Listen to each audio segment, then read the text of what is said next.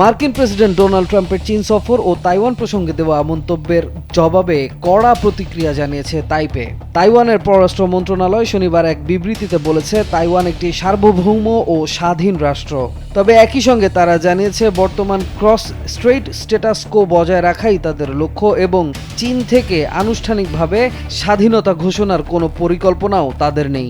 সম্প্রতি চীন সফর শেষে ফক্স নিউজকে দেওয়া এক সাক্ষাৎকারে ট্রাম্প তাইওয়ানকে উদ্দেশ্য করে বলেন, আমি কাউকে স্বাধীন হতে উৎসাহিত করতে চাই না। তিনি আরও বলেন, আমরা যুদ্ধ চাই না, আমি চাই পরিস্থিতি শান্ত থাকুক, চীনও শান্ত থাকুক। যুক্তরাষ্ট্রের ৯,৫০০ মাইল দূরে গিয়ে যুদ্ধ করার কোনো প্রয়োজন নেই বলেও মন্তব্য করেন ট্রাম্প।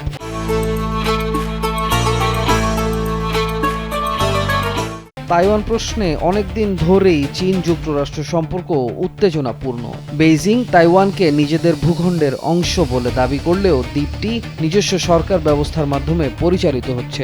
যুক্তরাষ্ট্র আনুষ্ঠানিকভাবে তাইওয়ানের স্বাধীনতাকে সমর্থন না করলেও অস্ত্র সহায়তা ও কূটনৈতিক সমর্থন দিয়ে আসছে। ফক্স নিউজকে দেওয়া সাক্ষাৎকারে ট্রাম্প তাইওয়ানের জন্য $11 মিলিয়ন অস্ত্র সহায়তা প্যাকেজ নিয়েও অনিশ্চয়তার কথা জানান। তিনি বলেন, হয়তো অনুমোদন তিনি দেবেন, হয়তো দেবেন না। এদিকে চীনের প্রেসিডেন্ট শি জিনপিং ট্রাম্পকে সতর্ক করে বলেছেন, তাইওয়ান ইস্যু ভুলভাবে সামলানো হলে দুই দেশের মধ্যে সংঘাত তৈরি হতে পারে। ট্রাম্পও স্বীকার করেন, শি তাইওয়ানের স্বাধীনতার বিরোধিতায় খুবই দৃঢ় অবস্থানে আছেন। তবে তাইওয়ানের দাবি, যুক্তরাষ্ট্রের ওয়ান চায়না ও স্ট্র্যাটেজিক অ্যাম্বিগুইটি নীতিতে কোনো পরিবর্তন হয়নি। তাইপের ভাষ্য, অঞ্চলের প্রকৃত অনিরাপত্তার উৎস হল চীনের সামরিক হুমকি। মোহাম্মদ জুবাইর, কালবেলা।